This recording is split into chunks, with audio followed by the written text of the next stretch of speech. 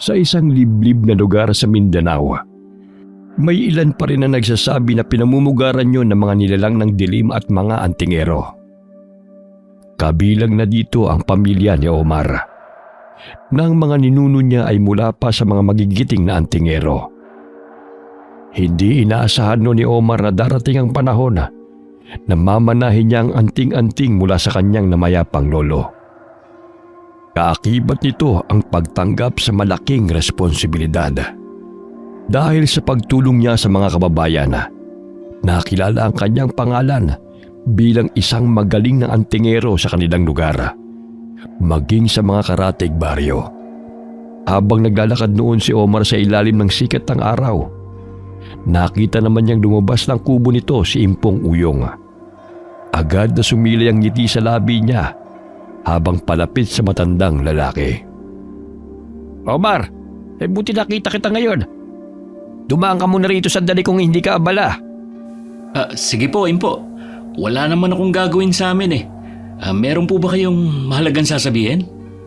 Nabalita ko may muntik na namang mabiktimang sinasabi lang aswang sa may gulod. Totoo po yan. Buti nakatakas ang biktima niya. Nandun din po kasi ako Nahuli niyo ba kung sino ang aswang? Opo, nahuli ko po siya. Nagtangka pa nga siyang tumakas Dayo lang po sa lugar natin ng aswang. Baka taga malayo pa po yun. Dito lang sa atin nang bibiktima. Napakatapang mo, iho. Maaasahan ka talaga. Mabuti na lamang nariyan ka lagi para tumulong. Hindi po ako nakakaramdam ng takot. Marahil po dahil sa anting-anting na tangan ko mula pa sa aking namayapang lolo. Mag-iingat ka pa rin. Huwag mong hahayaan na mawala sa katawan mong anting-anting mo. Opo, Impo. Tatandaan ko po mga sinabi niyo. Ingatan mo rin ang pamilya mo. Dahil kilala ka na ng mga aswang na kilabot sa pagpatay sa mga kauri nila. Baka sila ang balikan at gantihan. Dahil hindi sila makalapit basta-basta sa'yo. Huwag po kayong mag-alala sa kanila. Wala pong masamang mangyayari sa kanila. Paalala lang naman ang sakin. Ngumiti pa si Omar bilang tugon sa matandang lalaki. Sumaludo pa siya rito bago naglakad palayo. Habang dalay pasipul-sipul pa ang binata. Malapit na siya sa palikong daan nang makaramdam ng kakaiba. Binilasan na niya ang paglalakad doon hanggang makarating sa kanilang bahay. Sinalubong naman siya ng katahimikan at kakaibang simoy ng hangin. Walang kamalay-malay ang binata na wala na ang kanyang pamilya. Habang wala kasi siya, sinamantala ng isang grupo ng mga aswang na makaganti sa pamamagitan ng mga ito. Isa sa mga kapamilya nila ang napaslang ng binata noon. Kaya naman naniningil na sila. Nang makita ang mantsa ng mga dugo sa pinto ng kanilang bahay, doon na inalihan ng matinding takot ang binata. Mabilis siyang pumasok sa loob ng bahay. Pero tila siya itinulos sa kinatatayuan nang makita ang nakakarimarim na tanawin ng kanyang buong pamilya. Hindi! Inay! Itay! Hindi totoo! Mga kapatid ko! Paulit-ulit ay sinisigaw ni Omar ang pangalan ng mga magulang at kapatid habang tumatangi sa harapan nila. Halos pagsukluban siya ng langit sa malagim na pangyayari na yon sa buhay niya. Isang magsasakang nakarinig sa mga palahaw ng binata. Agad itong nagtungo at lumapit sa may pinto. Napatda ang lalaki't halos bumaliktad ang sikmura sa nasaksihan. Luhaan naman na lumingon sa kanya ang binata. Wala na ang pamilya ko. Pinatay sila ng aswang. Napatungo na lamang ang lalaki at hindi malaman ang gagawin ng mga oras na yon. Minabuti niyang ipagbigay alam ang nangyari sa mga kababaryo. Nakarating naman yon kay Impong Uyong. Agad siyang nagtungo sa bahay ng binata. Kahit ito'y dismayado sa nangyari. Nilapitan nito si Omar habang yakap-yakap ang dugo ang mga magulang. Napasulyap din siya sa mga kapatid nito na halos hindi na makilala ang mga itsura. Kumuha siya ng kumot at tinakpan ang mga bangkay. Nakaburol na ang pamilya ni Omar, pero nanatili siyang tahimik at hindi makausap. Huling gabi ng burol, hindi na nakati si Impong Uyong na lapitan ng binata at kausapin. Alam kong walang katumbas ang sakit na nararamdaman mo sa pagkamatay ng buo mong pamilya. Pero sana naman, huwag mong kimkimin sa puso mo. Nandito ako, kami mga kababaryo mo. Handa kaming damayan ka. Katulad ng pagtulong mo sa amin kapag nangangailangan kami ng tulong mo noon. Bakit sila ang kailangan magbayad? Bakit hindi ko sila nagawang iligtas? Bakit? Ano silbi ng anting-anting na nasa akin? Kung wala na mga mahal ko sa buhay. May dahilan kung bakit nangyari ito. Hindi mo pa lamang maunawaan sa ngayon. Pero balang araw, mahahanap mo rin ang mga sagot sa iyong mga katanungan. Hindi ko na kailangan pang hintayin ng panahon na yon. Ako na mismo ang sasagot sa mga tanong ko. Ibig lang sabihin nito, itigil ko ng pagpaslang sa mga aswang. Huwag ka sana magpadalos-dalos sa iyong desisyon. Kailangan ka ng mga kababaryo mo. Sino lang tutulong sa kanila kung tuluyan mo na silang tatalikuran? Wala po akong obligasyon sa kahit na sino. Ngayong wala na ang buong pamilya ko. Wala na ring saysay ang buhay ko. Ipagdarasal ko na sana malampasan mo ang mga pagsubok na ito sa iyong buhay. Sana maliwanagan ang isip mo.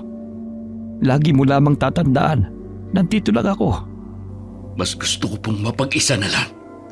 Ayoko na merong manghihimasok sa buhay ko. Pero iho, tumiim naman ang anyo ni Omar habang pinagmamasdan ng mga nakasaradong kabaong ng mga magulang at mga kapatid. Sa pangunguna ni Impong Uyong at ilan sa mga kababaryo, naihatid sa huling hantungan ng pamilya ng binata. Hanggang ng mga sandaling yon, nanatili lang tahimik si Omar. Hindi naman umalis sa tabi ng binata si Impong Uyong. Pero lagi niyang itinataboy ang matandang lalaki.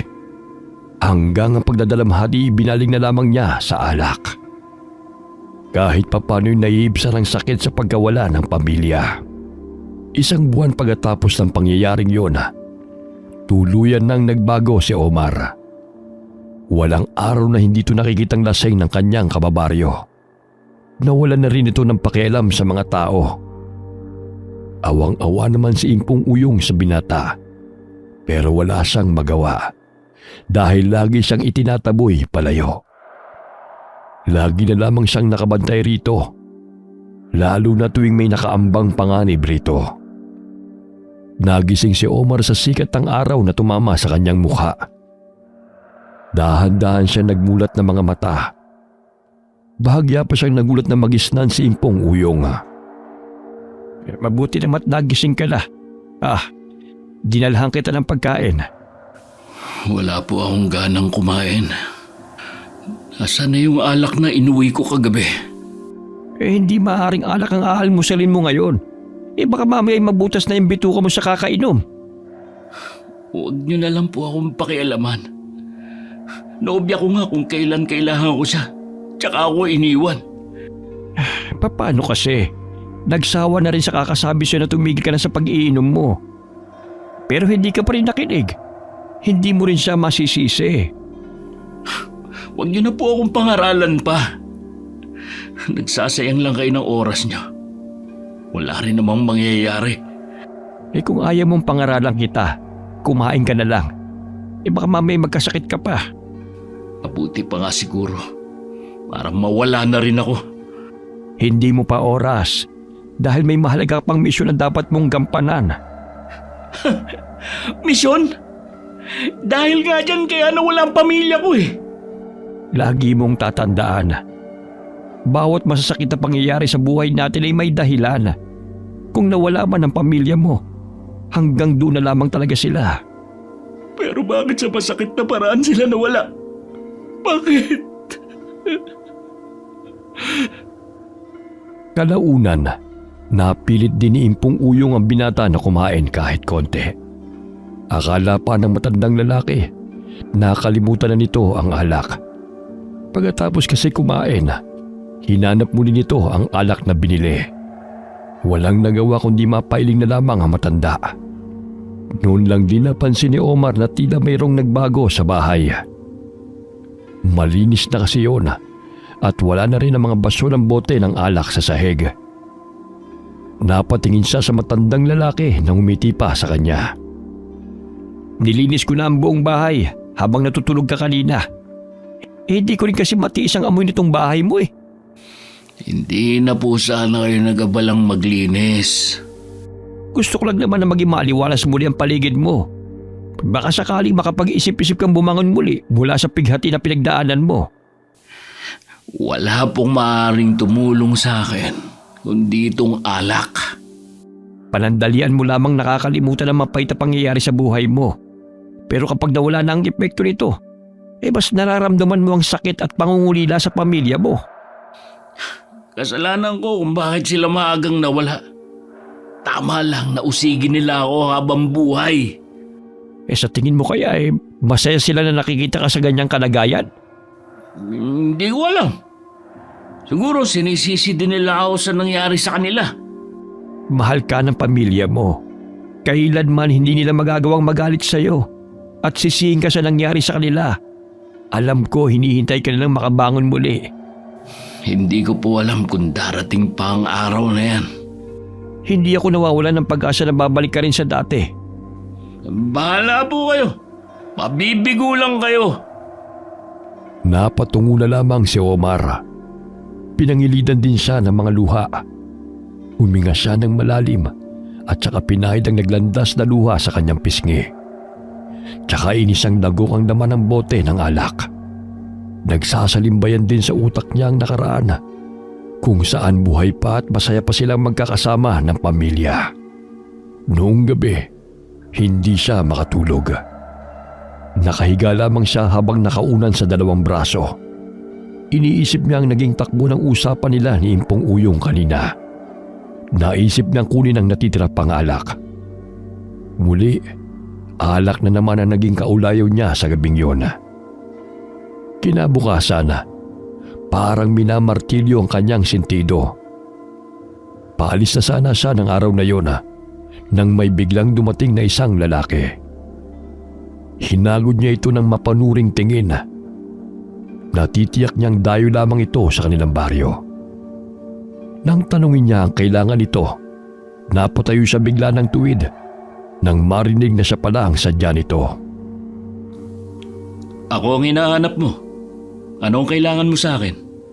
Salamat naman natagpuan kaagad kita. Ako nga pala si Tano. Galing pa ako sa malayong lugar. Ilang bundok din ang tinawid ko para lang makarating sa baryo nyo.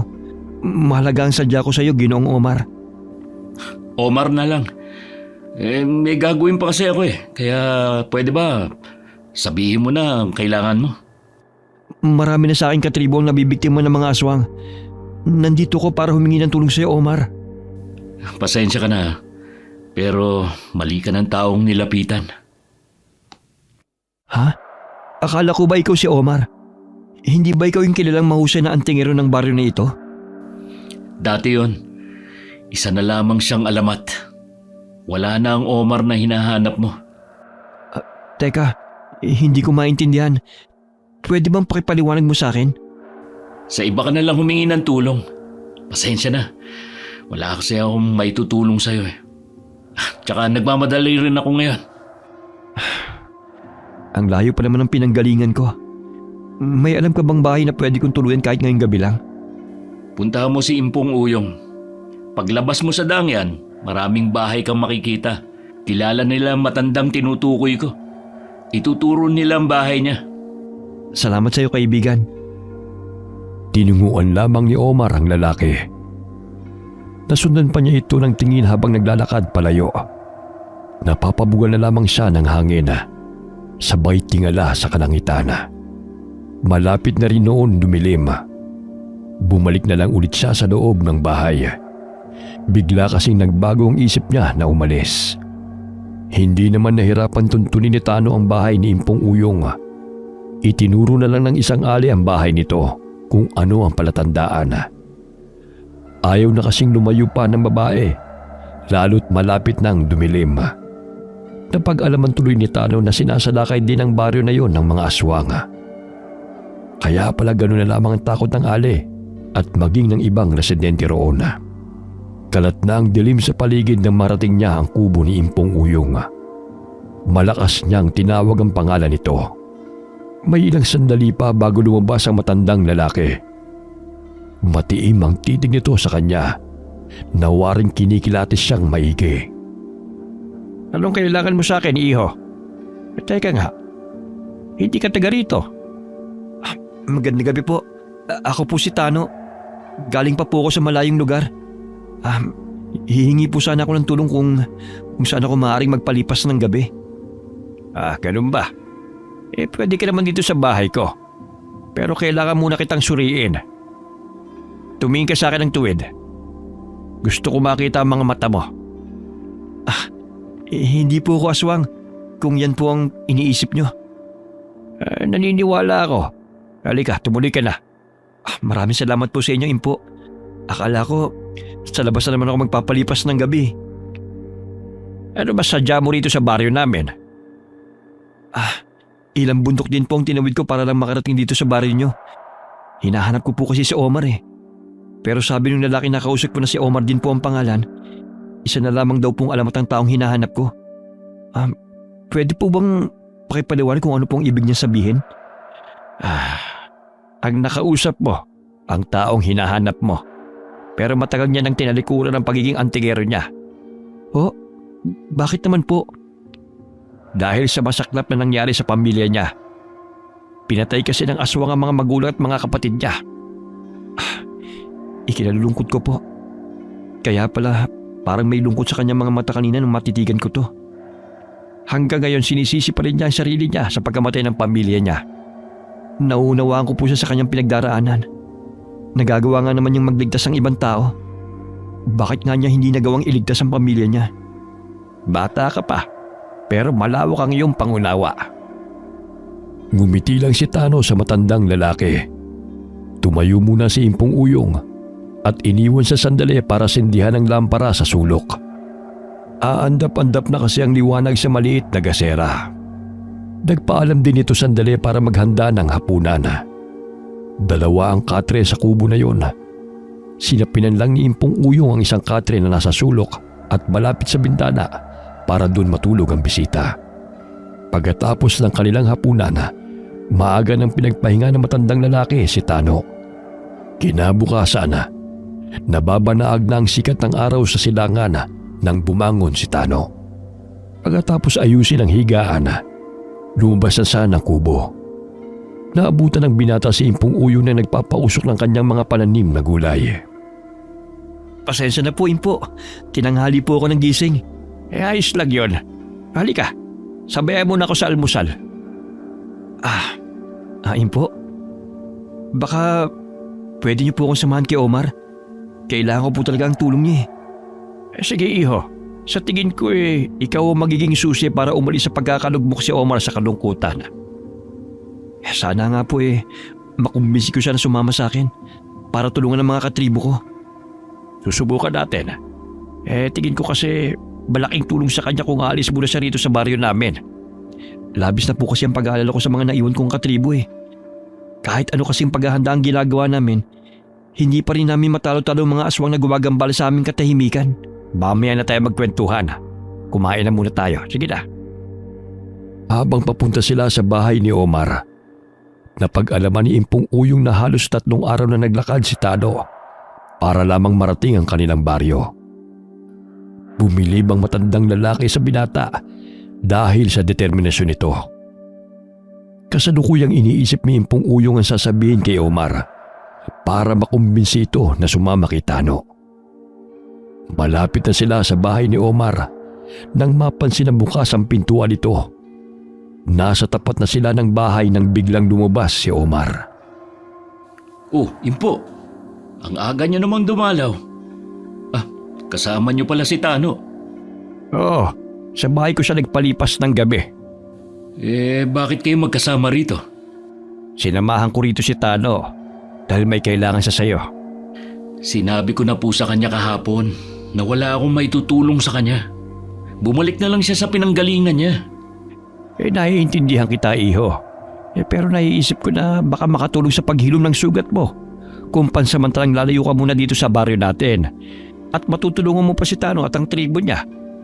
Pasensya na, pero wala po akong plano na lumayo sa lugar na ito. Ayoko na rin po makipaglaban sa mga aswang. Ay siya nga pala, naaalala mo ba yung kinukwento ko sa'yo na puting kabayo?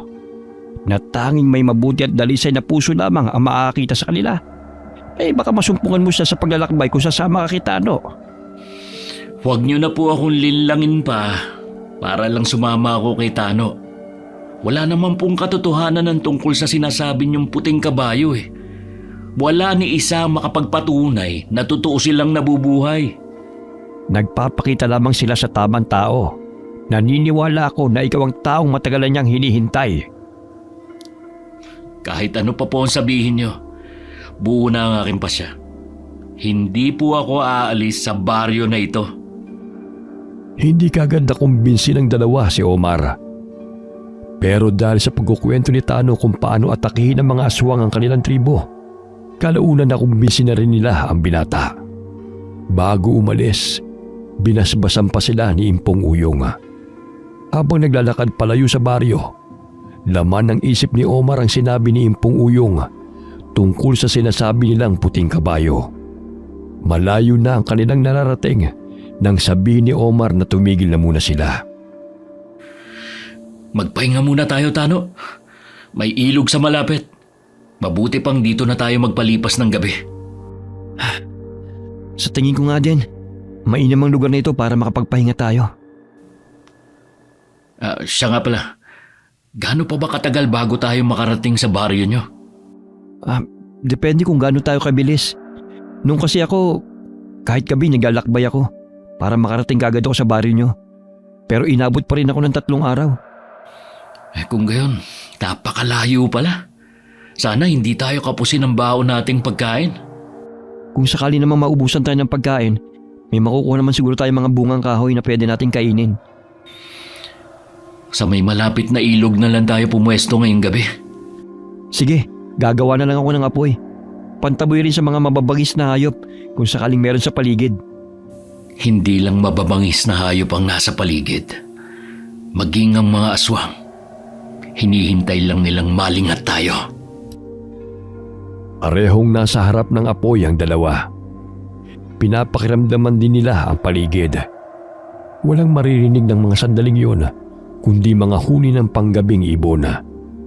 Ilang sandali pa, mahimbing na silang natutulog. Si Tano'y humiga sa damo na sinapinan niya ng dalang tela. Samantalang si Omar naman, nakatulog ng nakasandal sa katawan ng puno. Kinabukasan, sabay silang nagising. Hinintay muna nilang tuluyang lumiwanag bago nagpatuloy sa kanilang paglalakbay. Palibhas ay maraming puno sa kanilang dinaraanan. Hindi nila ramdam ang init ng sikat ng araw. Malapit na ulit ang takip silim nang sa kanilang paglalakad ay may natanaw si Omar na matandang lalaki. Lumapit ito sa kanila. Si Omar ang kumausap sa matanda. Tinanong niya kung saan papunta ito. Pero sa halip na sumagutin ang hingi ito ng makakain, nagugutom na raw ito. Hindi naman nag-atubili ang binata at binigyan ng dala nilang pagkain. Habang kumakain ang matanda, may iniabot sa kanya ito na puting bato. Ayon dito, ang batong yun ay mula pa sa mundo ng mga engkanto. Para magamit yun, kailangan lamang bigkasin ang salitang sinabi ng matanda sa kanya. Naguguluhan man, tinanggap pa rin yun ni Omar. Matapos kumain ay nagpaalam na ang matandang lalaki at tumalikod na ito. Nang mangha sila ng sa isang iglap, ay bigla itong naglaho na parang bula sa mismong harapan nila. Nagkatinginan pa sila pagkatapos. Muli na naman silang nagpatuloy sa kanilang paglalakbay. hanggang sumapit na naman ang gabi. Magpahinga na muna tayo dito. Sige, pagod na rin ako't nanghihina. Matindi kasi ang sikat ng araw kanina eh. Halos wala rin puno sa dinadaanan natin kaya babad tayo sa matinding init. Paubos na rin pala ang dala natin pagkain. Kailan bukas na bukas din makahanap tayo ng pagkain natin. Dito ka ba dumaan noon? Tingin ko kasi masyado nang matagal ng paglalakbay natin eh. Ito yung unang beses kong dumaan dito eh. Hinahanap ko nga yung dinaanan ko dati. Pero hindi ko na matandaan. Hindi kaya naliligaw na tayo? Hindi naman siguro. Maaaring kaya tumatagal ang paglalakbay natin dahil naiiba minsan ang dinadaanan natin. Habang kasing tumatagal tayo sa paglalakbay natin, baka nanganganib na rin ang mga katribo mo. Yun din nga ang naiisip ko eh. Balak yatang ubusin ang lahi namin. Ipagdasal na lang natin sila. Naniniwala kasi ako na mas mabisa pa din yon sa kahit anong sandata. Sa nakikita ko sa'yo, mukhang bumabalik ka na sa dati. Anong ibig mong sabihin? Marami kasi magagandang katangian mo ang binanggit ni Impong Uyong. Ngayon ko nakikita yun sa'yo. Tsaka nakita ko nang tinapong mo yung bote ng alak. Siguro nga tama ka. Unti-unti na akong bumabalik sa dati. Bakit parang hindi ka yata masaya? Huwag na nga natin pag-usapan ng tungkol sa akin. Pareho mang nag-aalala. Wala namang nagawa ang dalawa kundi ipasa Diyos na lamang ang kaligtasan ng tribong kinabibilangan ni Tano. Nakatulugan na nila ang kwentuhan. Manakanakan na may nagigising si Omar dahil sa lakas ng ihip ng hangin. Nakakarinig din siya ng mga alulong sa di kalayuan. Nakikiramdam siya na baka nasa malapit lamang ang mga yun at salakayin sila. Si Tano naman ay mahimbing pa ring natutulog. Hindi rin ito alintana ang malakas na ihip ng hangin. Malakas pa ngang naghihilig ang lalaki. Inabukasan, hindi pa man lumalatag ang liwanag, lumakad na sila. Sa mga dinaanan nila, may mga nakita silang puno ng saging. Yun ang ginawa nilang pantawid gutom. Malapit na sila sa baryo nang may umatake sa kanilang baboy ramo. Mabilis nilang naiwasan ang pag-atake nito at nailagan. Nang makakuha ng pagkakataon, hinuli at hinawakan ni Omar ang pangil nito. Umangil naman ito at nagwala sa pagkakabihag niya. Pero hindi ito pinakawalan ng binata. Buong pwersa niya pa itong binuhat. Pinaikot at saka inihagi sa katawan ng puno. Hindi naman makapaniwala si Tano sa nasaksihan na kakaibang lakas ng binata. Mga kubo ba'y natatanaw ko sa malayo? Ibig sabihin, nandito na tayo sa inyo. Oo, malapit na tayo sa amin. Bilisan na natin. Liblib na nga itong baryo nyo. Hindi nakakapagtaka na puntahan kayo ng mga aswang. Bakit hindi na lang kayo lumipat? Mula pa sa ninuno namin ay dito na sila pinanganak at namatay. Tawag namin sa aming lugar ay lupa ng pangako. Kahit ginagambala kami ng mga aswang, hindi namin naiisip na umalis. Mas gugustuhin pa namin na dito mamatay. Huwag kayo mag-alala. Lahat gagawin ko para hindi na kayo gambalain ng mga aswang. Ngayon pa lang napapasalamat na ako sa iyo dahil sa pagsama mo sa akin. Alam kong masakit mawalan ng mahal sa buhay. Naranasan ko yan. Sana sa pagsama mo sa akin, kahit papano mabawasan ang nararamdaman mong kalungkutan at pangungulila sa kanila. Nang makarating sila sa kubo ni Tano, saka lamang nalaman ni Omar na wala na din pala itong kasama sa buhay.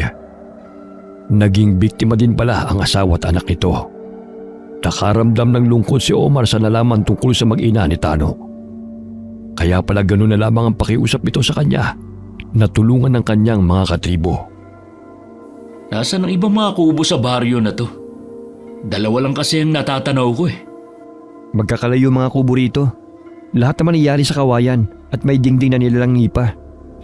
Kahit ba ganitong may araw pa nagtatago na mga katribo mo? Oo. Kasi kahit araw umaatake sila eh. Ang mabuti pa, ipapakilala na kita sa pinuno namin at sa mga taga rito. Sige, nang makilala ko na sila. Yan bang pinuno nyo ang nag-utos sa'yo na hanapin ako? Yung anak ng pinaka-pinuno namin dito. Siya nga nag-utos sa akin na hanapin ka eh. Nabalitaan niya kasi sa isang mga ngalakal ang tungkol sa'yo. Ah, ganun ba? Tayo na. Pupuntahan na natin yung kubo ni Apong Abo. Siya ang pinuno ng tribo namin. Nang nasa kubo na sila ng pinakapinuno na si Apong Abo, ipinakilala ni Tano ang binata rito. Natuwa naman si Apong Abo dahil meron na sa kanilang tutulong kung sakaling umatake muli ang mga aswang sa kanilang tribo.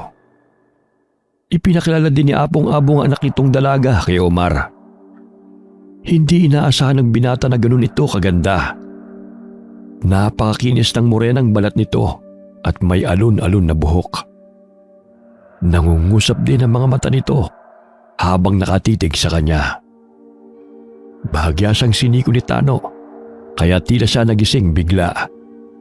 Kinakausap pala si ni Apong Abo tungkol sa isang plano. Tumangula lamang siya sa lahat ng mga sinabi nito hanggang matapos ang kanilang pag-uusap. Maganda pala yung anak ng pinuno nyo. Ah, oo. Hindi lang maganda. Ubod pa ng bait. Mukha ngang mabait. Kaya nga lang, hindi siya nagsalita kanina. Sana narinig ko man lang ang boses niya. Magtatagal ka pa naman dito eh. Kaya tsak na magkakaroon ka ng pagkakataon na makausap siya. Sana nga makausap ko siya bago ako umalis. May iba nga pala ako. Baka mamayang gabi, sumalaki na naman yung mga aswang. May oras pa para maghanda. Kakailanganin natin ng mga kawayan. Mabisa ding gawing armas. Sasabihan ko silang kumuha habang may araw pa. Sige, mag-iikot lang ako sa paligid. Habang naglalakad-lakad sa paligid, pinagmamasdan ni Omar ang buong lugar. Abalanan ng mga oras na yon ang mga tao sa paghahanda bago sumapit ang gabi. Nakarating ang binata sa pinakalikuran na bahagi ng mga kubo. Nagtataasa ng mga puno doon. Madawag na rin at nagtataasa na ang mga ligaw na damo. Biglang nanayo ang balahibo ni Omar. Dama niya ang panganib sa paligid. Agad niyang hinugot ang balaraw. Mula sa taas ng puno, pabulusok na patungo sa kanya ang isang malapaniking nilalang. Mabilis siyang tumalon palayo rito. Muli na naman itong umatake patungo sa kanyang direksyon. Nang malapit na ito, sa kanya ito inundayan ng sunod-sunod na saksak. Umangil ito at saka lumipad papunta sa itaas ng puno. Naramdaman niya ang batong nasa bulsa na uminit yun. Inilabas niya yun. Tila may nagdidikta na bulungan niya yun. Gaya ng sinabi ng matandang lalaki. Ganun na lamang ang panlalaki ng kanyang mga mata nang biglang mag-anyong puting kabayo yun. Para yung sinag ng araw, nagniningning ang kulay nito. Naramdaman naman ni Omar ang paglayo ng nilalang na nasa taas ng puno. Ilang sandali pa, bumalik na sa dating anyo ang kabayo. Habang minamasdan ng binatang kakaibang bato sa kanyang palad, tila mayroong nagbubulong sa kanya na alaga ng isang engkanto ang kabayo. Naalala din niya ang sinabi ng matandang lalaki na galing yun sa mundo ng mga engkanto. Dahil sa lalim ng iniisip niya, hindi niya na namalayan ang pagdating ni Tano. Kanina pa kita hinahanap. Nandito ka lang pala. Nakaharap ko na ang aswang. Ngayon ko lang napagtanto na kahit araw ay sumasalakay sila. Dahil kahit maaga pa, madilim na dahil sa mayayabong na puno. Kaya halos hindi na makapasok ang sikat ng araw. Ibig mong sabihin, nandyan sila sa mga puno na yung nakatira?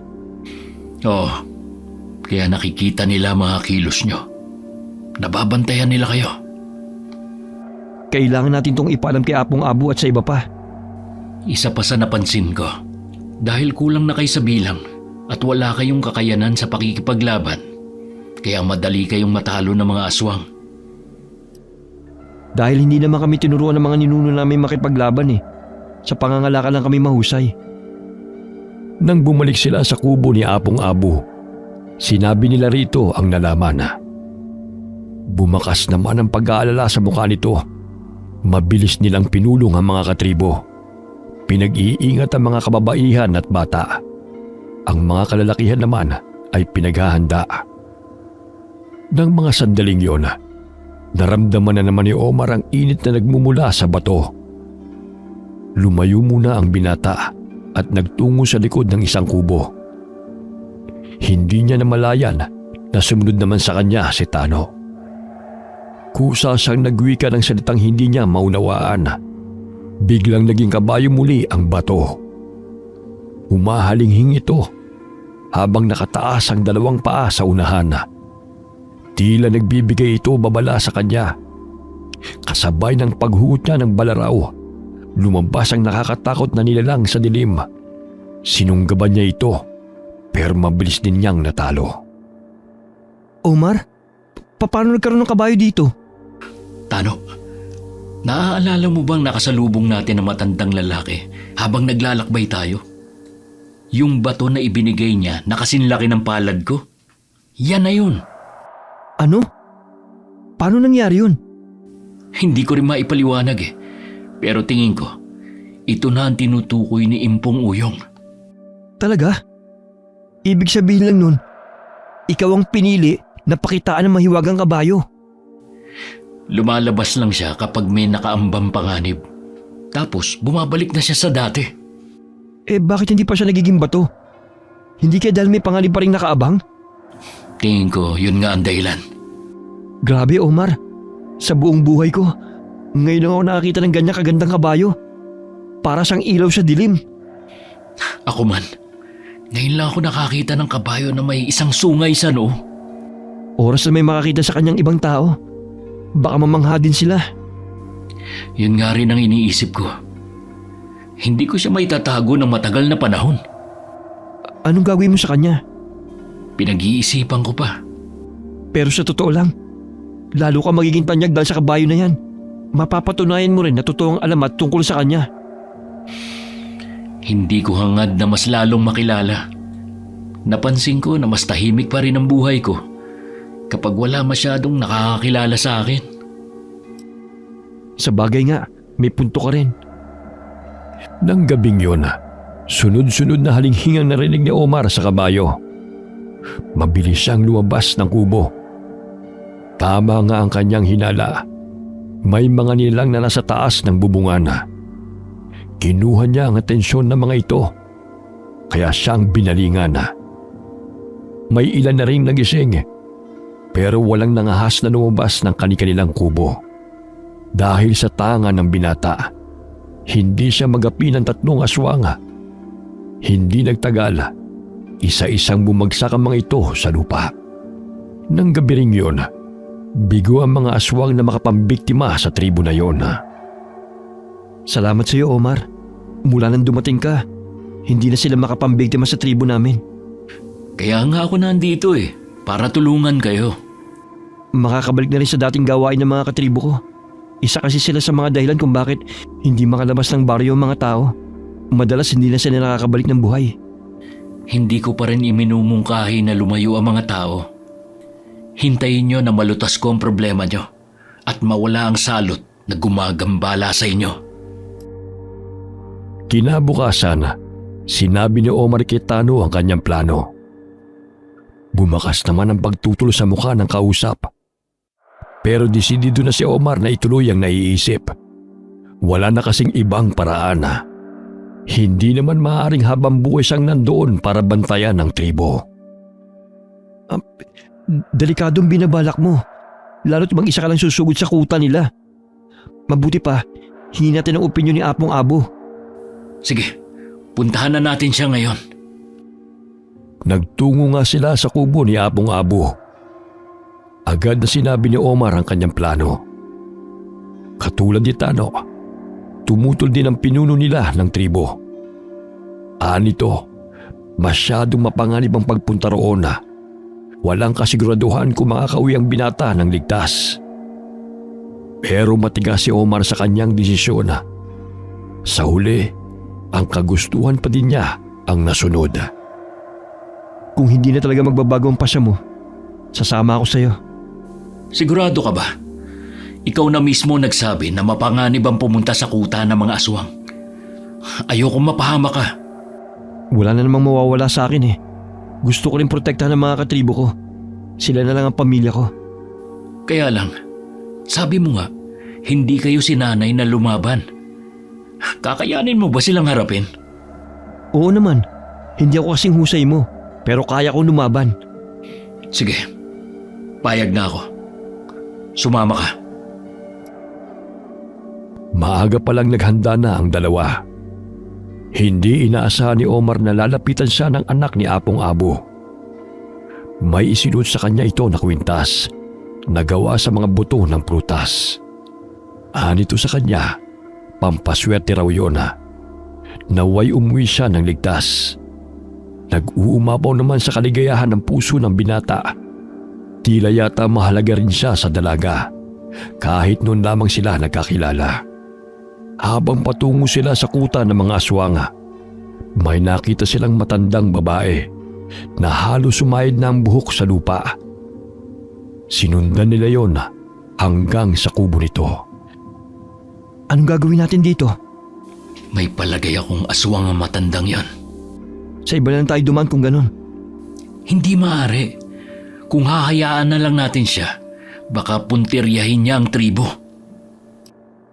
Oo nga no. Tsaka baka may kasama siya rito. Lumapit na ang dalawa sa kubo hanggang mapansin sila ng matandang babae. Nang makita sila, agad na nanalim ang mga mata nito. Agad nitong inilabas ang mahahabang kuko. Sinugod nito ang dalawa, pero agad itong natalo ni Omar. Hindi naman ito pinatay ng binata. Nasaan yung tao kasi ito at hindi niya maatim na paslangin. Kaya binalaan na lamang niya ang matanda na oras maghasik ng lagim ito sa tribo. Tatapusin na niya ito kagad. May puso ka rin pala sa mga katulad niya. Hindi ko lang talaga maatim na paslangin ng walang kalaban-laban na matanda. Mahina lang siya dahil may araw pa. Oo nga pala. Kapag lalagpasan na natin ang nyuga na yan, malapit na tayo sa kuta ng aswang. Bilisan na natin para makarating na tayo agad. Kailangan makaabot tayo doon na maliwanag pa. Mas magagapi natin sila kapag may araw pa. Mahihina pa kasi sila noon. Binilisan na nga nila ang paglalakad hanggang marating na nila ang kuta ng mga aswang. Mula sa kanilang pinagtataguan, kita nila ang ginagawa ng mga ito. Para yung simpleng pamayanan, abala sa kani-kanilang gawain ng mga ito. Nang igala ni Omar ang paningin, may nakita siyang mga kalansay ng tao na nakasabit sa mga puno. May ilan pa silang nakita na sariwang karne na nakabilad sa araw. Lumabas na sila sa kanilang pinagtataguan. Agad naman silang naamoy ng mga ito. Parang langgam na nagpulasa ng mga ito. Ang naiwan lamang ay ang mga kalalakihan. Nararamdaman ko na malakas pa rin sila kahit nasa ordinaryong kaanyuan lang sila. Nakakatakot ang mga mapupula nilang mga mata. Alam ko, huwag kang lalayo sa akin. Baka pwede natin sila mapakiusapan. Iba ang sinasabi ng puso ko. Hindi sila ang tipong mapapakiusapan. Lalo pang naging mabagsik ang kanilang anyo ngayon. Naging mabalasik ang anyo ng mga lalaki at sabay-sabay silang inatake ng mga ito. Mabilis na nailaga ni Omar ang mga pag-atake nila. Samantalang si Tano naman, pinipilit labanan ng mga ito. Nagawa namang magapi at mapatras ng binata ang mga kalaban. Pero paglingon niya kay Tano, nakahandusa ito sa lupa habang tutupang sugatang dibdib. Isang aswang ang patungo rito. Agad na inihagis ni Omar ang kanyang balaraw at tinamaan ng aswang sa mismong dibdib nito. Sa kanya dinaluhan ng binatang itinuturing niya ng kaibigan. Ayos ka lang ba? Malalim ang sugat mo. Kailangan natin makalayo dito para maggamot ang sugat mo. Mabuti pa, iwan mo na ako dito. Magiging pabigat lang ako sa'yo. Hindi kita maaaring iwan dito. Pinapalibutan na nila tayo. Kung hindi ka aalis, pareho tayo mapapahamak. Hindi pa rin kita iiwan kahit na anong mangyari. Naging pabigat patuloy ako sa'yo. Huwag mong sabihin yan. Malaking tulong na nga ang ginawa mo sa akin. Nasamahan ako rito. Patungo na sila sa atin. Hindi ako ganun kadaling matalo. Pinalibutan na sila ng mga kalaban. Ang iba ay hindi mapigilan ng paglalaway dahil ang tingin sa kanila ay masarap na putahe. Bigla namang lumitaw ang puting kabayo sa harapan nila. Agad namang naunawaan ni Omar ang gustong mangyari nito. Agad niyang isinakay si Tano sa likod nito kahit namimilipit sa sakit. Pagkatapos siya naman ang sumakay. Bago umalis, sinuliapan pa niya ang mga aswang na umaangil. Pasensya ka na kung nabigo kitang protektahan. Hindi yan totoo. Iniligtas mo nga ako eh.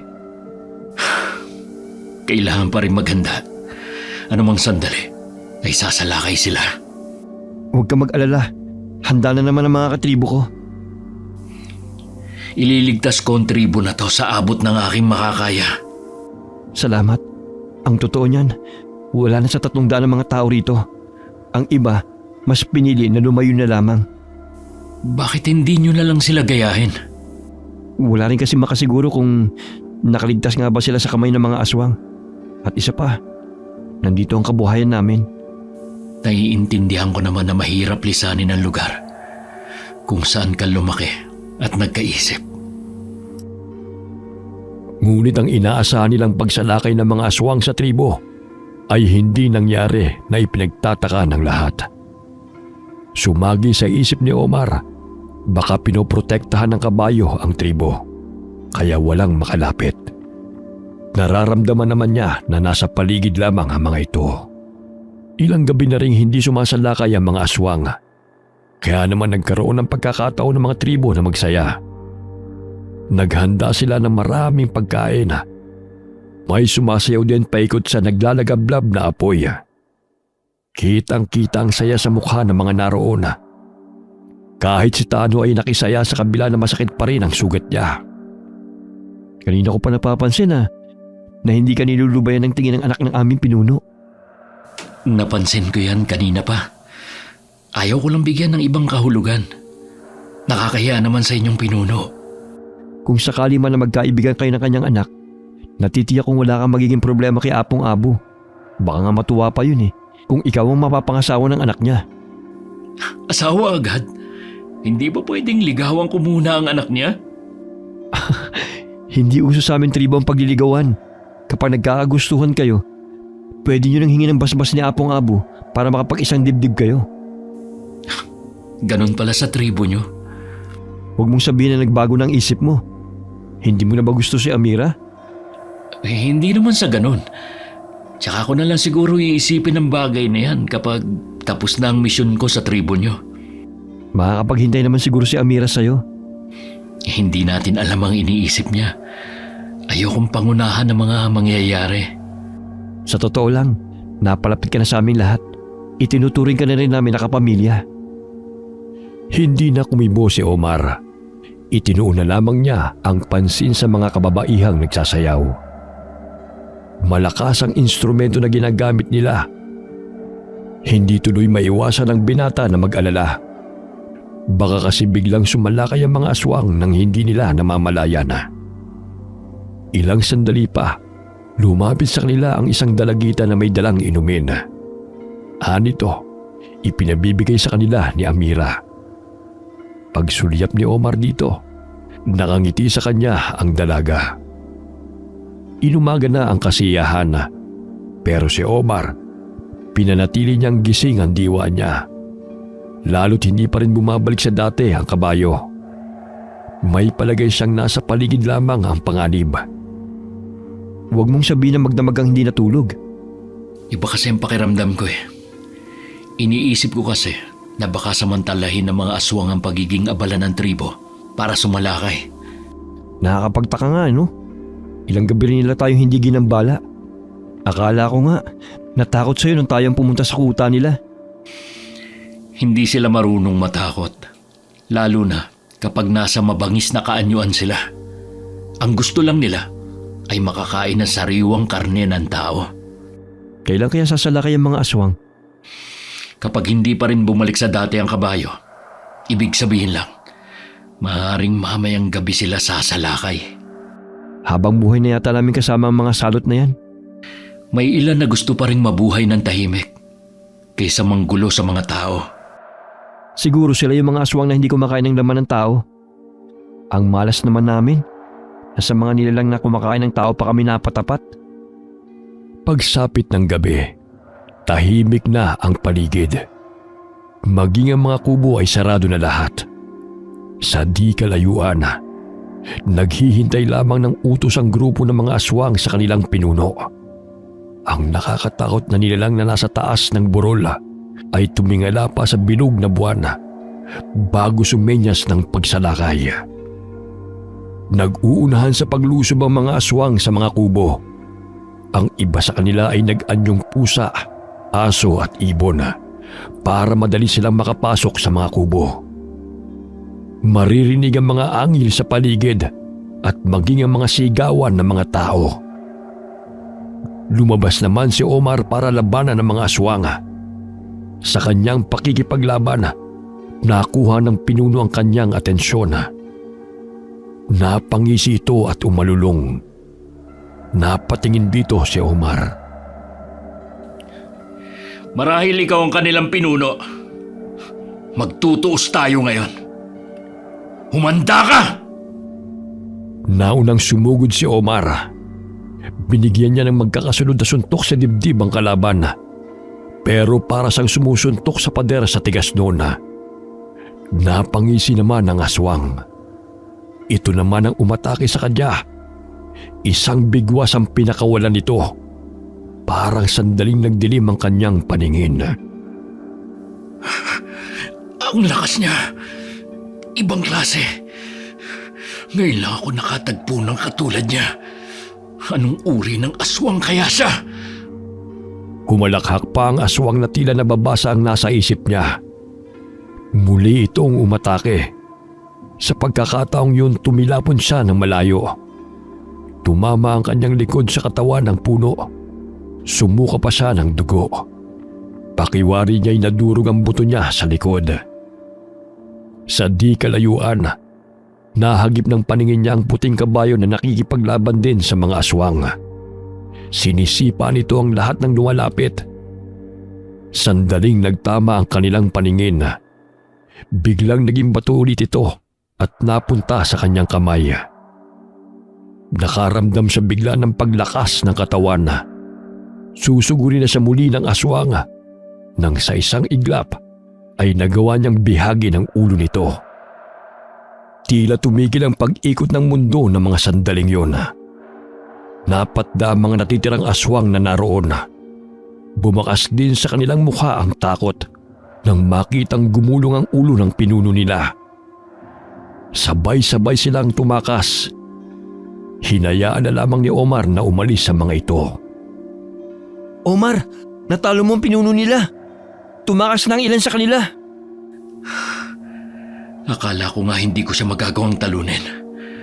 Napakalakas niyang nilalang.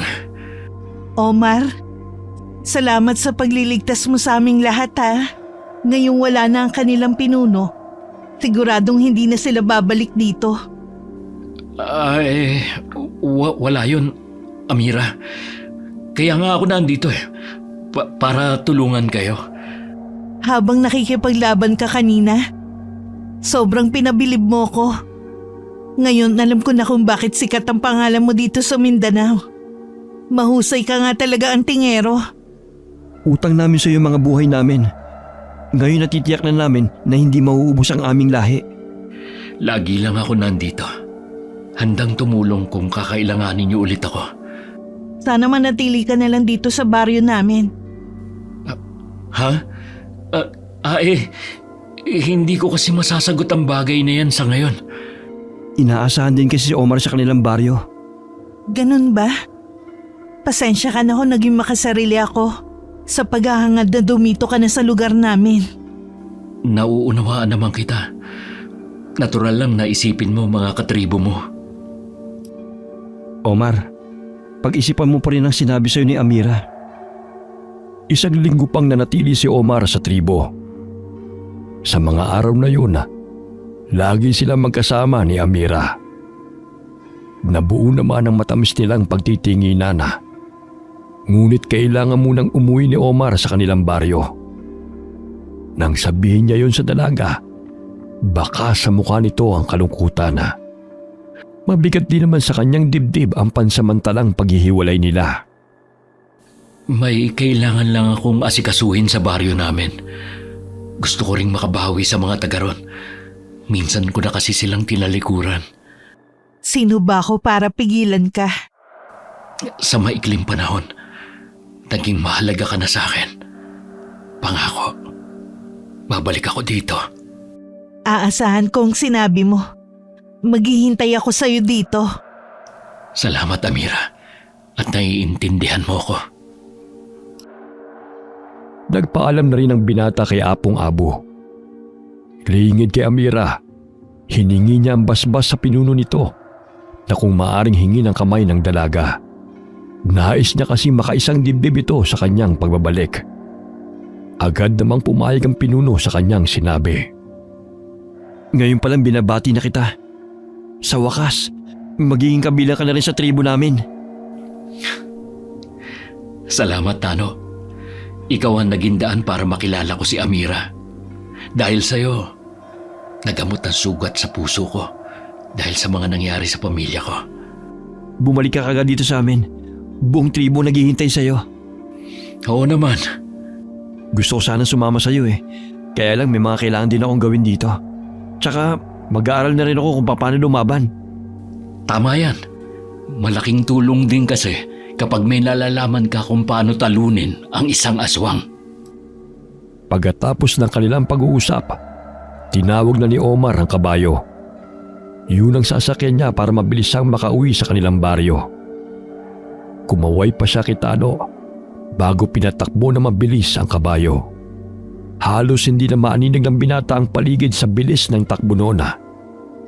Sa loob lamang ng isang araw, narating nila ang baryo. Sa mismong tapat ng kubo ni Impong Uyong siya binaba ng kabayo. Lumabas naman ng kubo nito ang matandang lalaki nang makarinig ng tila mga yabaga. Nagulat ito nang makita si Omar at ang puting kabayo. Omar, nakabalik ka na dito sa baryo natin. Opo, natutuwa po akong makita kayong muli. Yan na ba yung kabayo? Totoo nga, para siyang liwanag ng araw na nagniningning. Isang matandang lalaki nagbigay sa akin ng mutya. Sabi niya, mula sa mundo ng mga engkanto ang batong yon. Kung mula pa sa mundo ng mga engkanto ang kabayo na yan, naramdaman siguro nila na isa kang mabuting tao. Kaya ikaw ang napili nila. Hindi po siya dito sa mundo natin. Palagay ko po, kailangan ko siyang ibalik sa kanilang mundo. Iyan bang tingin mong makakabuti? Opo. Ayoko rin kasing pagmula ng usap-usapan ng mga tao. Hayaan na lang natin siya maging alamat. Karapat dapat ka nga talagang makakuha ng mutya ng kabayong ito. Kailanman, hindi ka naging makasarili. Ang tunay na antingero po, hindi sarili ang iniisip, kundi laging kapakanan ng iba ang inuuna. Yan po ang laging sinasabi ng aking lolo. Nagpaalam na si Omar sa kabayo. Tila nauunawaan naman siya nito. Nalulungkot man, pero tingin ng binata ay yun ang makakabuti. Bagamat malaki ang tulong nito sa kanya, ayaw naman niyang malagay sa alanganin ng mundo ng mga engkanto. Oras na may makaalam kung saan ito galing. Sapat na sa kanya ang anting-anting na mula sa kanyang lolo. Isang portal ang bigla na lamang lumitaw sa kanilang harapan. Lumabas mula roon ang matandang lalaki na nakilala niya noon. Unti-unting nagbago ang anyo nito hanggang maging isang makisig na lalaki. Asul ang mga mata nito. Mahaba ang kulay mais na buhok at matulis din ang tenga nito. Lumapit dito ang puting kabayo.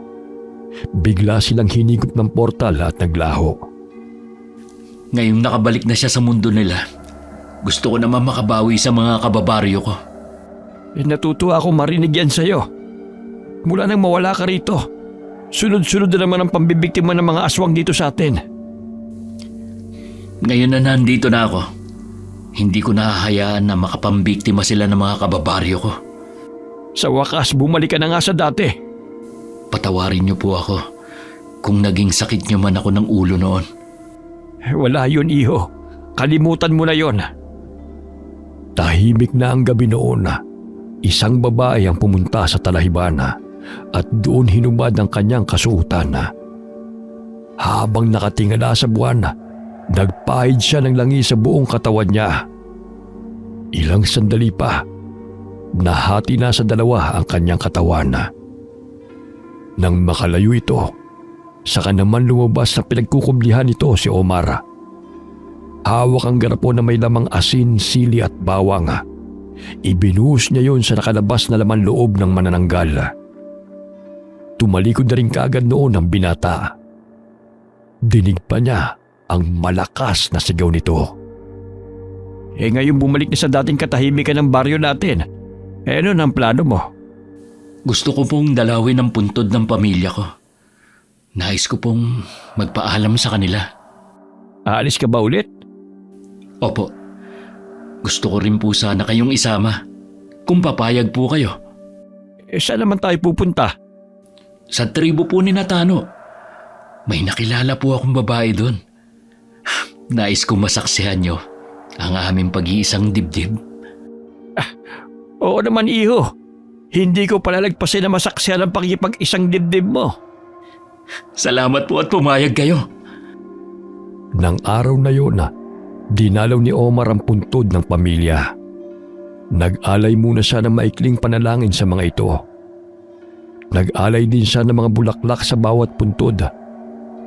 Kinausap din niya ang mga magulang para ipaalam ang kanyang plano. Nasa dibdib pa rin niya ang pangungulila sa mga ito. Pero alam niyang magagawa na niyang harapin ang bawat yugto ng buhay niya na hindi na sila kasama. Iingatan ko po ang aking sarili at ang pamana ni Lolo sa akin na anting-anting. Nangangako din po ako na hindi ako magbabago sa pagtulong sa kapwa. Hindi ko na ulit tatalikuran ng mga taong nangangailangan ng tulong ko. Napakapalad yun sa pagkakaroon ng anak na may mabuting kalooban na handang tumulong sa mga nangangailangan. Kinabukasan, umalis na sina Omar at Impong Uyong. Nang marating nila ang baryo ng tribo, mainit nilang tinanggap ang kasama ni Omar. Ipinakilala ng binata ang matandang lalaki bilang ikalawa niyang ama sa mga taga roon. Naiiyak naman sa tuwa na sinalubong siya ni Amira. Nauna pa itong yumakap sa kanya. Gaya ng pangako ko, nandito na ako.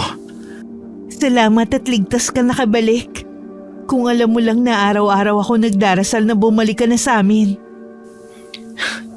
Isinama ko si Impong Uyong para masaksihan niya ang ating pag-iisang dibdib. Tinuturing ko na siyang pangalawang magulang. Hindi niya ako iniwan noong mga panahon na lugmok ako sa kalungkutan.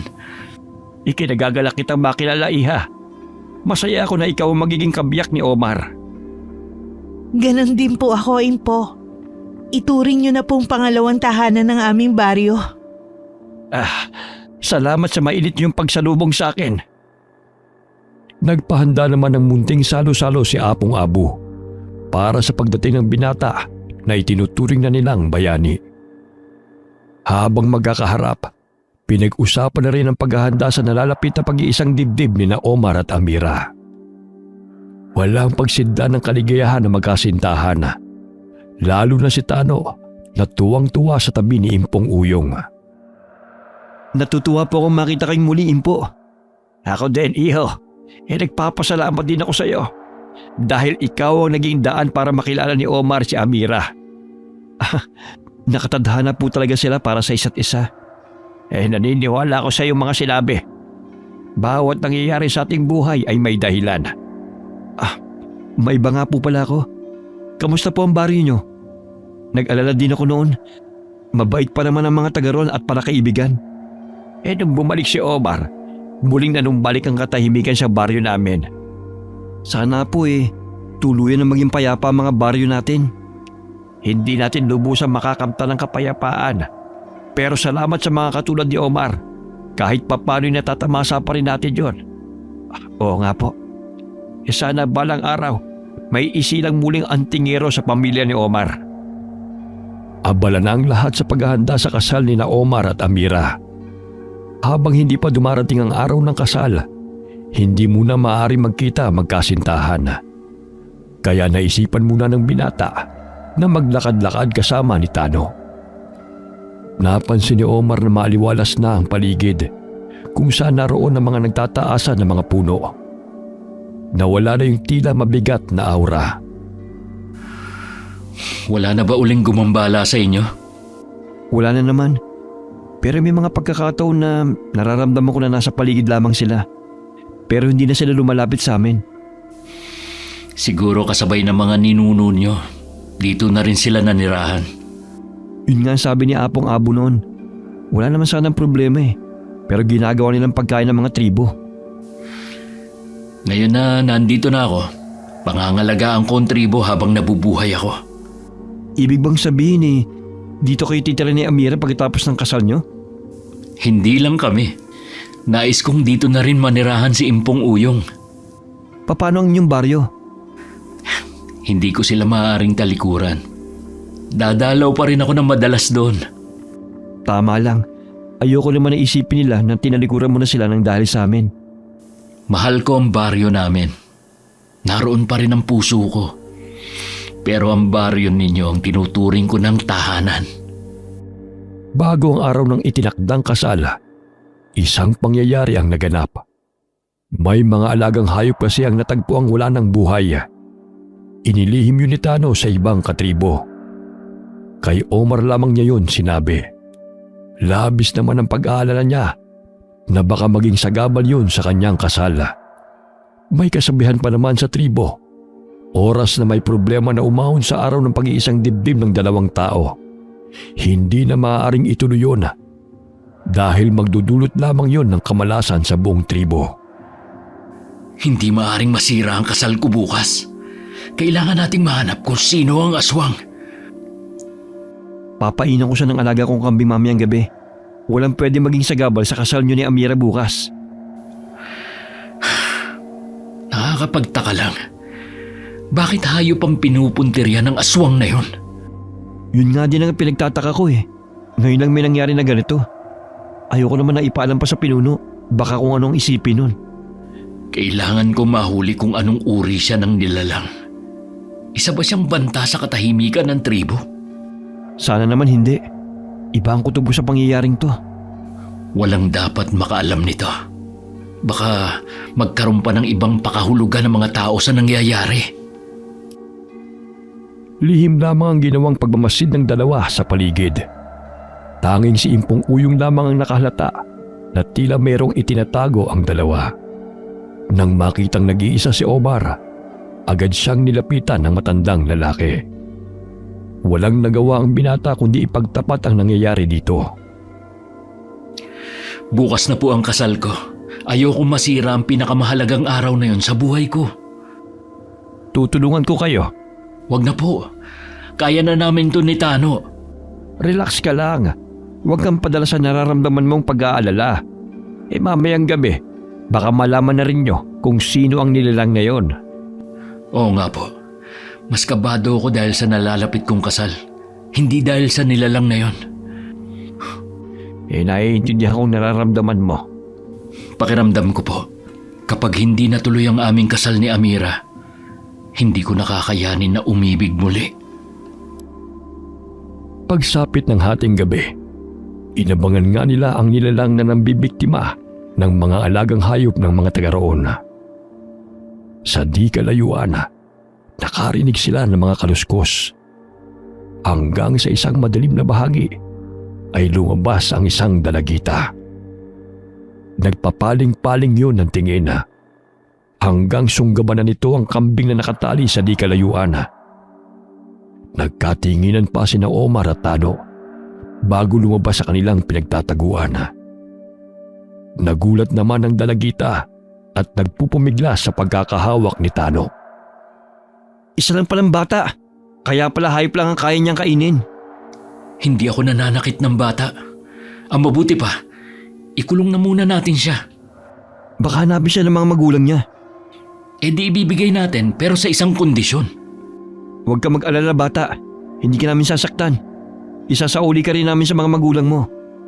Bigyan mo na rin siya ng pagkain para hindi siya magutom. Parang walang narinig na pilit pa rin nagpupumiglas ang dalagita. Ikinulong muna yun ni Tano sa kanyang kubo. Itinali niya ang isang kamay nito para hindi makatakas. Dumating ang araw ng pag-iisang dibdib ni na Omar at Amira. Maiksi lamang ang naging seremonyas ng kasal. Pagkatapos silang batiin ng mga tao, inihatid na sila sa bagong gawang kubo kung saan idadaos ang kanilang pulot gata. Binalikan naman ni Tano ang dalagita sa kanyang kubo para dalhan ng pagkain. Noong una nagwawala pa ito, pero kalaunan ay kumalma na rin ito. Sa ilang araw na pagtigil doon ng dalagita, napalagay na rin ang loob nito at tuluyan nang nagtiwala kay Tano. Nalaman din niya na ulila na ito. Hindi natin siya maaaring pabayaan na lang na gumagala-gala sa gubat. Kung kaya niyang kumain ng normal na pagkain ng tao, wala tayong magiging problema. Sabi niya, hindi raw niya kayang kumain ng karne ng tao. Ibig sabihin lang nun, hindi pa siya ganap na aswang. Magagawa pa natin siyang mailigtas. Tama ka. Tsaka sabi niya hindi niya gusto maging aswang katulad ng mga magulang niya. Baka kabilang siya sa mga aswang na sinasabi ko sa'yo na mas gustong mamuhay ng mapayapa. Sa tingin ko nga din. Sabi niya kasi, aswang din ang pumatay sa mga magulang niya. Maaari, may mga aswang na pinapaslang nila ang kauri nila kapag tumatanggi na pasakop sa kanila. May ganun pala sa kanila. Akala ko kapag sinabing aswang, kumakain lang sila ng tao. Mukhang marami akong matututunan sa dalagitang yan. Kung ganun, buunan pa siya mo na kupkupin siya? Oo, tingin ko naman mabait siya. At makakagamay rin niya ang klase ng buhay ng mga tribo. Nanatili nga ang dalagita sa tribo na walang nakakaalam sa totoo nitong pagkatao. Maliban sa kanilang tatlo ni Impong Uyong. Lumipas ang 3 buwan, muling nagkaroon ng piging sa tribo. Dahil sa wakas, nagdadalang tao na si Amira. Binabati kita, Omar. Sa wakas, magkakaroon na rin kayo ng supling ni Amira. Eh ikaw, kailan mo balak lumagay sa tahimik? Wala pa sa isip ko ang bagay na yan. Kailangan mo rin na makakasama sa buhay. Hindi pwedeng lagi ka na lang mag-isa. Ayos lang naman ako eh. Kasama ko naman si Nene. Kaya hindi ako nag-iisa. Para ko na rin siyang kapatid. Naaalala ko sa kanya yung namatay kong bunsong kapatid. Iba pa rin kasi yung kasama sa hirap at ginhawa. Huwag ka mag-alala. Kung talagang nakalaan sa akin ng pag-aasawa, mangyayari yan balang araw. Huwag kang mainip. Meron ngang gustong ipakilala sa iyo si Amira eh. Kung papayag ka. Kilala ko naman kung sino yung tinutukoy niya eh. Pero pasensya na.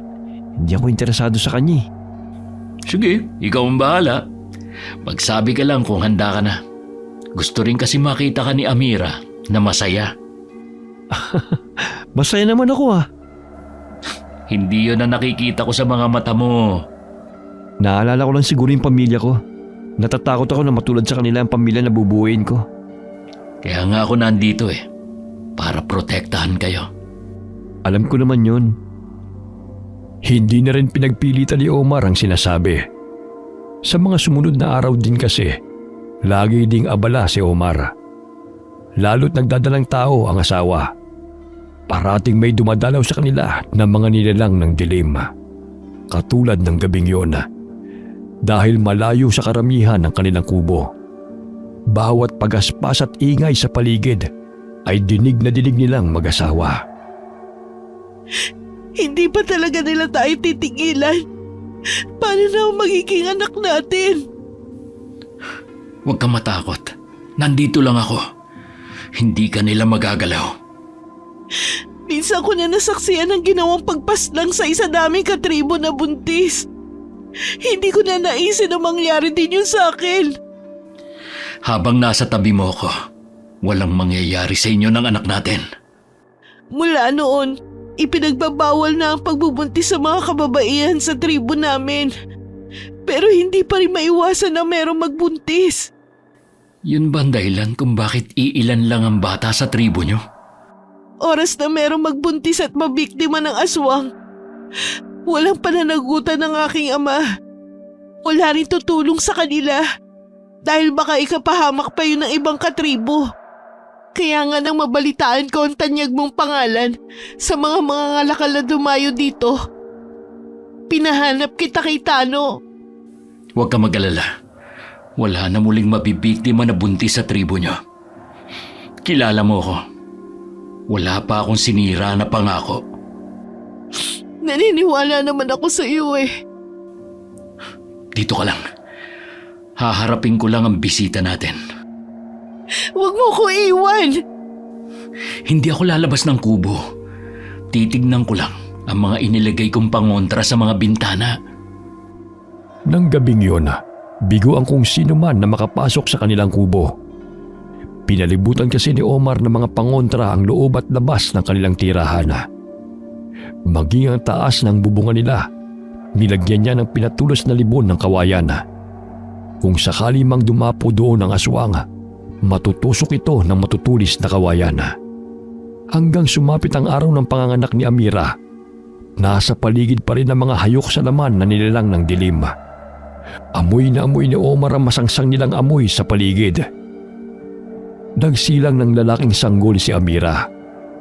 Halos mangiyak-ngiyak noon si Omar nang sa kauna-unahang pagkakataon ay makarga ang bagong silang na anak. Lalaki ang unang anak natin. Isang malusog na sanggol. Sigurado matutuwa ang aking ama. Salamat. Binigyan mo ako ng malusog na anak. Tuwang-tuwa ang buong tribo. Sa wakas kasi, mayroon nang magmamana ng pagiging pinuno ni Apong Abo. Hindi kasi maaaring ipasa sa anak na babae ang pagiging pinuno ng tribo. Tanging sa anak na lalaki lamang o panganay na apo. Tuwang-tuwa rin si Impong Uyong sa balitang yon. Isang linggo kasi pagkatapos manganak ni Amira, dinalaw siya ni Omar. Naikwento ko si Tano kay Omar na tila may dinaramdamang matandang lalaki. Binabati kita, Omar. Sa wakas, kumpleto na ang pamilya mo. Salamat po, Impo. Pasensya na po kayo kung bihira ko lang kayong dalawin dito. Naiintindihan naman kita. Pamilyado ka na. Ilaan mo na lamang ang oras mo sa asawa at anak mo. At saka, lagi naman akong pinupuntahan dito ni Tano at Nene. Nako, nakakatuwa ang batang yon. Para na rin akong nagkaroon ng apo na babae. Obligasyon ko po kayo. Ako nagdala sa inyo rito. Dapat lang na kahit papano, maglaan ako ng oras para sa inyo. Napakabait mo talagang bata. Meron lang sana akong hihilingin. Ano po yun? Kapag namatay ako, pwede mo bang iuwi ang labi ko sa baryo natin? Nais kong mahimlay katabi ng mga kaanak ko. Oo naman po. Pero huwag niyo po munang isipin ang kamatayan niyo. Matagal pa po kayong mabubuhay. Sa totoo lang pagod na ako. Wala na rin akong gagawin pa. Nasa maayos ka ng kalagayan ngayon. Hindi na ako mag-aalala sa'yo. Kailangan ko pa po kayo, Impo. Nawala na po ang pamilya ko. Huwag niyo naman po akong iiwan agad. Kahit wala na ako, mananatili ako sa puso mo. Magiging buhay na alaala mo ko habang buhay. Parang gustong maiyak ni Omar habang sinasabi yun ni Impong Uyong. Dama niya ang sobrang kalungkutan. Nakakaramdam din siya ng takot na baka isang araw ay mamaalam na nga ito. Alam niya na matanda na ito at sobra-sobra na ang inilagi sa mundong ibabaw. Pero hindi pa siya handang mawala ito. Naiintindihan ni Amira ang sitwasyon na kaya naman pumayag siyang laging punta ng asawa si Impong Uyong. Itinuturing na rin niya kasing pangalawang ama ito, kaya labis din ang kanyang pag-aalala. Mahinang-mahina na si Impong Uyong. Hindi na rin siya makakain. Madalas tubig na lang. Masakit sa akin na mawala siya. Pero hindi ko rin kayang nakikita siyang nahihirapan. Kaya kung pagod na siya, hahayaan ko na siyang umalis.